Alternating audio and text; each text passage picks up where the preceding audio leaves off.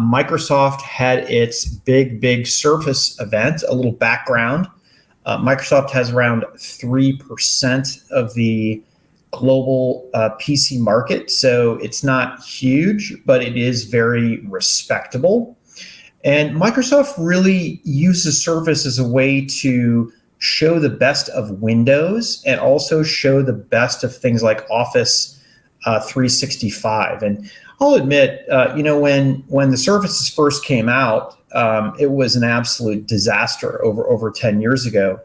But now probably 2 or 3 years after that, I'm just incredibly impressed with the level of innovation that these folks bring out.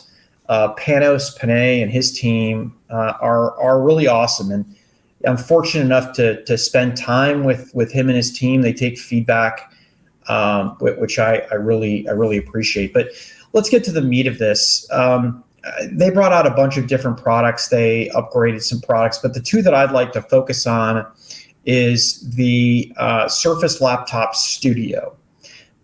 Essentially, it's a convertible. And convertibles aren't necessarily new. They were very in vogue probably 7 or 8 years ago, and then, kind of fell out of vogue with detachable. But their system essentially allows you to collapse the display, cover the keyboard, and use a pen that's charging and connected magnetically right at the front bottom of the unit.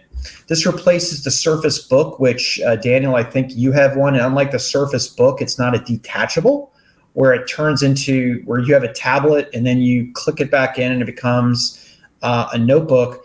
I personally like this design better. I'm not a huge pen person, but when I am a pen person, using it in slate mode when the display is collapsed on itself does what I need it to do. And one, I would say, competitive note is Microsoft just keeps one step ahead of Apple related to pen. And it just seems like it's kind of funny. I know exactly what Apple is going to do with pen because they're about a year behind on what the Surface is doing. And the cool part again here is it wasn't a Nook like the Surface Pro X, where you pull back the keyboard and it has a nice little place. It's even simpler. It magnetically connects, and not one of these magnetically connecting, fall off in your bag pen things, which I'm sure you've experienced before. But once again, they've nailed it. And the other big feature they added with the second generation of pen is haptic feedback. So when you write on the display, it feels like what it would be if you had a pencil and you were going on paper. You feel the back and the forth. You feel the tension coming off from that, and I think that's going to be a big deal in getting some people who just don't want to be near pen, which I think that was probably me for many years. My handwriting is terrible, so I type most of my notes on things like OneNote. Let me move on to the next innovation, and I'm actually giving you a lot of oxygen in the room here, Daniel. The next version of their smartphone, and as you know, the Duo actually folded out and into an 8.3-inch tablet. And aside from being cool, the concept is pretty simple. You can run multiple Android applications in the Windows. And also for many applications, you can actually span it. So for instance, let's say you have Outlook. You can have your messages over on the left, and then on the right, you actually have the message that you want in focus. Microsoft has optimized all their apps, and also even apps like Instagram and some of the social media apps that are out there. So the biggest improvement they made was the camera. Right, the camera was nothing to write home about, and this is a triple lens camera. I know that Qualcomm had a lot to do with this design, which gives me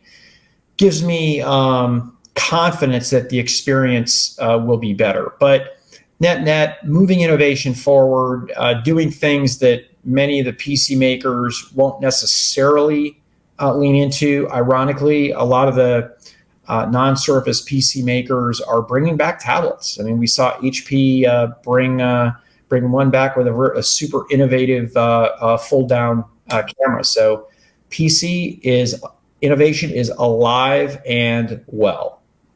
Yeah, Pat, I think overall it was a great slate of announcements. It was diverse. It kind of spanned different chip makers, different platforms, right? We had Snapdragon, we had Intel Evo, we had Android addressed. You had different higher power notebooks like in the studio with sort of multi-format, and then you had, of course, your more utilitarian type of devices that people are going to use more every day. As I look through this slate, I continue to be impressed. The 3% market share that you mentioned obviously shows I kind of liken it to like what Google has with Pixel. It's like it's still pretty nascent in terms of the overall market, but people that use it tend to really like it. I use a Surface every day. As you mentioned, I actually have the Book 2, I believe it is, because I do have the detachable. I never detach it. I thought that was super cool. I bought it because of it, never use it. I give credit to like the Lenovo's of the era with the Yogas. I think what all these companies are trying to do is they're trying to address the fact that people, the PC is essential, as our good friend, Enrique Lora says at HP, but we all sort of use it a little differently. And I think people are fond of having the ability to make the changes, but I also think there's a marketecture to it. To the point is people are fond of the idea of having multiple ways to use a device, but in the end, we tend to use the device in less ways than we anticipate. That's a very honest assessment of sort of the human condition, and I think I never give Apple credit they don't deserve. I never give Apple credit even when they do deserve it. But in fairness, I think that's why they've gotten away with not having touch for so long. I think that's why they've gotten away with having a laptop and a tablet and being able to sell them discreetly, is because people don't actually use them as interchangeably as needed. Now, as the software gets better and as the applications get better and the battery life gets more friendly and the OS becomes more intuitive, I think what will happen is these multi-format devices will gain momentum and people will start to really enjoy them. Of all the announcements, Pat, I really like this. I like the studio, but I'm telling you, what I would use it for is I'd probably use it like a regular laptop 90% of the time, and then 10% of the time I would watch Netflix in studio mode. That's how I would actually use it. So I think everybody out there really needs to look. I mean, Microsoft's lineup is powerful. It's diverse. It's got options galore. The devices are beautiful. They're well crafted. The packaging and presentation that Microsoft has been able to put out there is best of breed.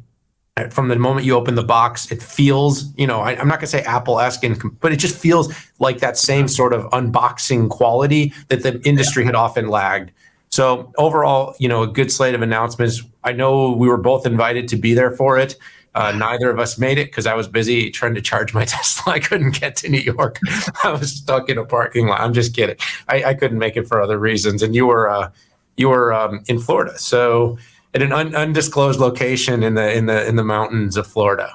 But no, it's a good announcement, buddy.